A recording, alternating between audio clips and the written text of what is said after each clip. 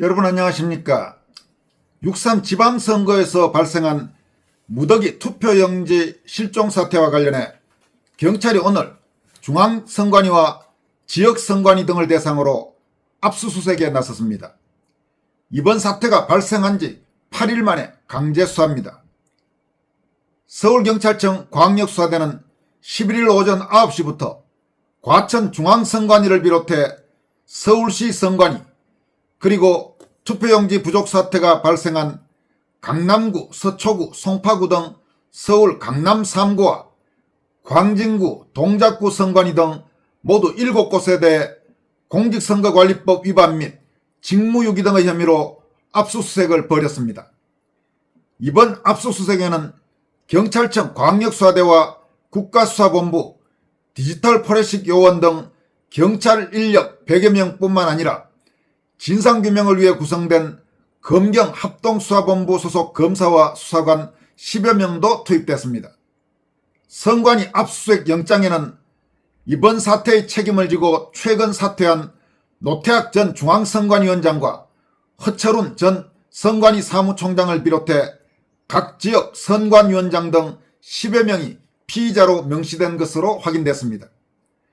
이에 앞서 조희대 대법원장은 노태학 전 선관위원장의 지명을 해제했고 허철훈 전 사무총장의 면직도 수리된 상태입니다. 경찰과 검경합동수사본부는 이번 압수수색을 통해 확보한 자료를 바탕으로 투표용지 발주 관리 과정의 과실 여부와 선관위의 늑장 대처 의혹 등 사태 전반의 경위를 집중조사할 방침이라고 밝히고 있습니다.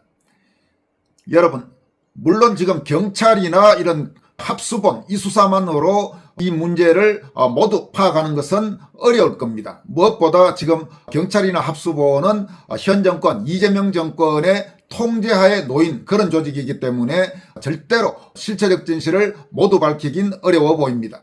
결국 궁극적으로는 야당이 주도하는 특검을 통해서 철저하게 진상을 밝혀야 할 것입니다. 하지만 어쨌든 이 상황에서 우선 하나하나 할 수 있는 범위 안에서 경찰이든 합수본이든 이런 쪽에 수사가 제대로 이루어질 수 있도록 압력을 모든 국민이 가해야 됩니다. 이번에 선관위 문제는 절대로 그냥 넘어갈 수 없는 그런 상황이기 때문입니다. 그리고 지금 사태가 걷잡을 수 없이 커지면서 과거 같으면 선관위 압수수색 영장을 판사들이 내줄 가능성은 거의 없었다고 봐야 합니다. 그러니까 오죽했으면 선관위 문제에 대한 수사가 도저히 정상적인 방법으로 되지 않기 때문에 윤석열 대통령이 계엄을 통해서라도 선관위의 부정선거 의혹을 밝혀보려 했지만은 결국 오히려 되치기를 당한 것입니다.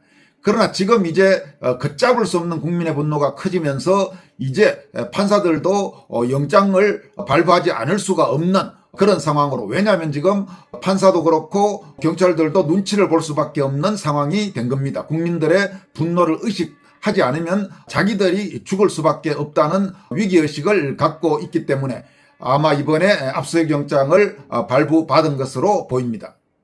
그리고 최근에는 서울 송파경찰서장도 사표를 내버렸죠.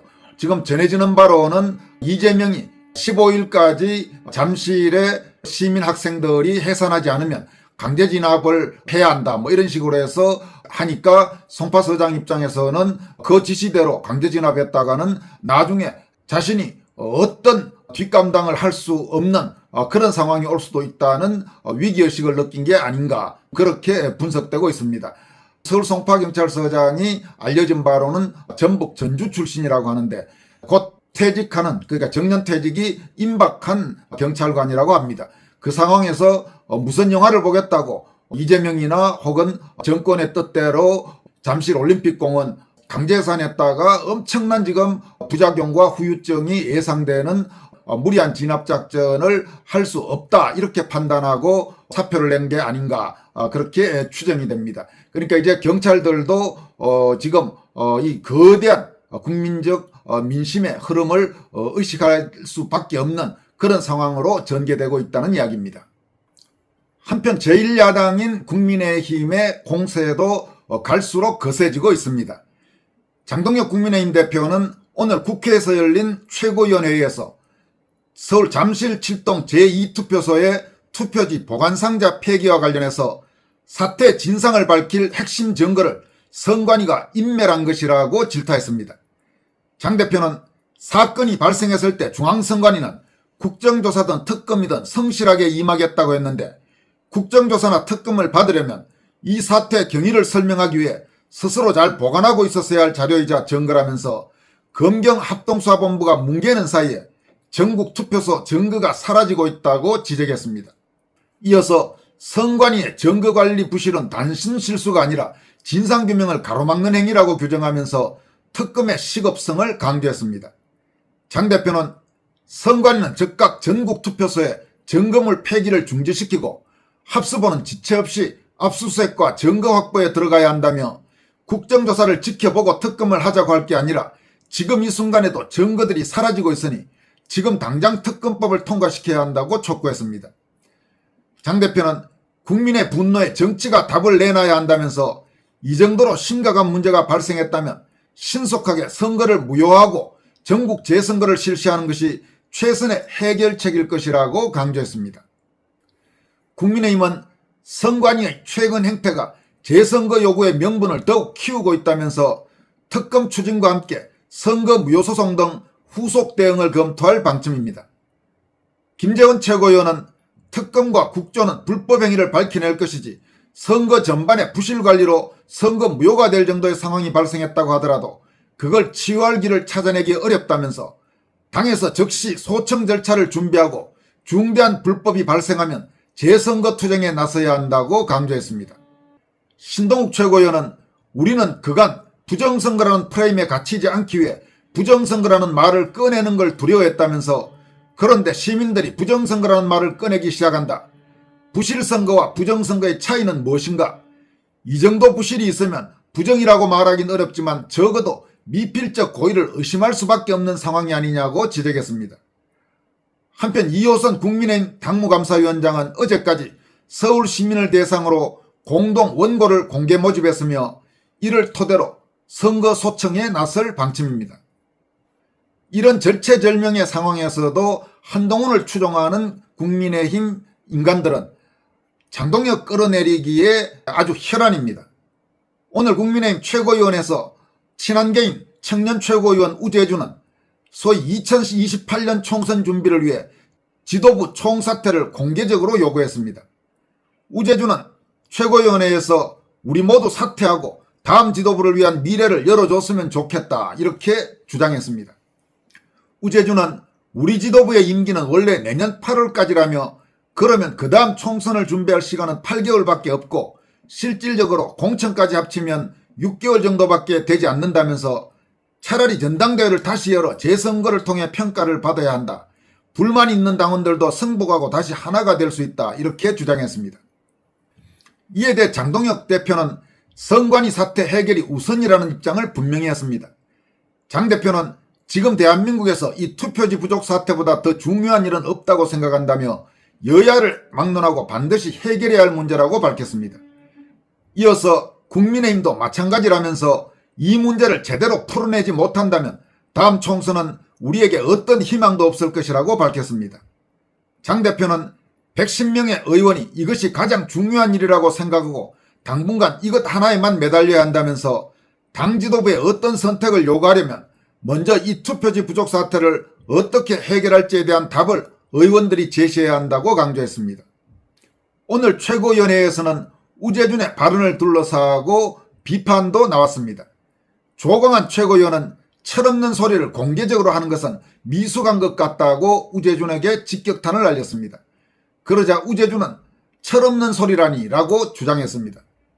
김민수 최고위원은 왜 비공개 회의에 단 한 번도 제대로 참석하지 않는 분들이 여기에서 당이 아니라 개인의 계파를 위해 뛰려고 하느냐고 우재준을 비판했습니다. 그러면서 최고위원 회의 전에 비공개 회의가 있다면서 방금 같은 안건들은 비공개 회의에서 참석해서 이야기해야 한다고 말했습니다. 우재준 이 친구도 정말 황당한 친구구만요. 우재준, 너만 그냥 사퇴해. 총사퇴하자고 하지 말고 너 혼자 사퇴하면 될 거 아니야. 그러면 그 자리 제대로 된 청년 최고위원으로 채우면 더 낫겠네.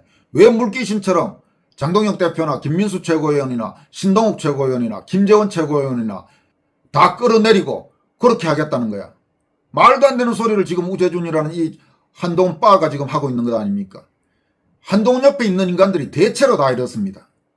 이 한동훈 문제와 관련해서는 참 최근 소위 조중동 그리고 그 계열 종편인 TV조선 채널A, JTBC 이런 쪽에서 한동훈 띄우고 아주 장동력 끌어내리려고 거의 혈안인 상태입니다. 요즘 조중동 신문이나 그 계열 종편사들 보면 정말 저게 언론인가 싶을 정도로 아주 타락을 해도 어쩌다가 소위 그래도 한국의 메이저 언론이라고 하던 회사들이 저 따위로 추락했는가 하는 그런 모습들을 많이 보게 됩니다. 조선일보 문제와 관련해서 김행범 부산대 명예교수는 자신의 소셜 네트워크 글을 통해서 아주 조선일보의 한동훈 띄우기 행태를 통렬히 질타했습니다. 김행범 교수는 다음과 같이 밝혔습니다. 보수를 파괴하고 쫓겨난 뒤 저 한몸 보궐선거로 2년 미만 임기의 의원이 된 한동훈을 조선일보가 벌써 국힘의 새 축이라고 축혀 세운다. 당내 재선 이상 의원들이 듣기 민망할 것이다. 그 신문의 조악한 한 칼럼은 한동훈이 건친교배 정치판의 새 돌파구라고 떠든다. 한동훈이 어떻게 출연했다가 어떻게 당을 말아먹었고 어떻게 쫓겨났던가를 모른 채하며 조일 글노름의 위선을 자랑으로 삼는 자일 것이다. 여기 조일은 조선일보의 약자인 것 같습니다. 배신자의 계보속 유승민은 비슷한 상황에서 공직 출마를 자의반 타의반으로나마 삼가는 양식은 지켰건만 한동훈은 저 한 몸 살고자 낯선 어느 구석이라도 가발을 들이미는 차이가 있었다. 한동훈의 영입은 보수 대분열의 분기점. 그가 왜 보수로 불리나? 좌파는 왜 그리 치열하게 남의 당에 글을 심고자 할까? 조선일보와 한국 중도 좌파 세력이 그리는 구도는 두 대통령이 탄핵당한 후 핵을 잃고 보수 이념이 실종된 이 상황에 줄 의미는 패친 속에 잠복 중인 줄 몰랐던 한동훈 팬들이 목소리를 내기 시작한다. 다른 의미의 가발들이다. 패친을 300 정도로 줄이려다 실패한 판에 명확한 기준을 얻었다. 정치 질서에서 피아의 구별은 가장 중요한 출발점이다. 너의 적이 누구인지 말해달라. 그러면 나도 네가 누구인지 말해주마. 카를 슈미트의 말이다. 여러분, 김행범 교수가 조선일보를 통렬히 비판했습니다마는 요즘 동아일보와 중앙일보도 거의 이보다 더하면 더했지 결코 덜하지 않은 수준입니다. 정말 최근 동아일보, 중앙일보 사설 같은 거 읽어보면 이 신문들이 도대체 우리가 알던 소위 옛날에 동아일보, 옛날에 중앙일보가 맞나 싶을 정도로 진짜 이재명한테는 말 한마디 글자 한자 조심하면서 장동혁 대표에 대해서는 정말 무슨 꼼수니 뭐니 도저히 입에 담기도 어려운 그런 천박한 용어로 비난하고 있습니다. 그게 요즘 조선, 동아, 중앙일보 그리고 그 계열 종편사인 TV조선, 채널A, JTBC의 현주소입니다.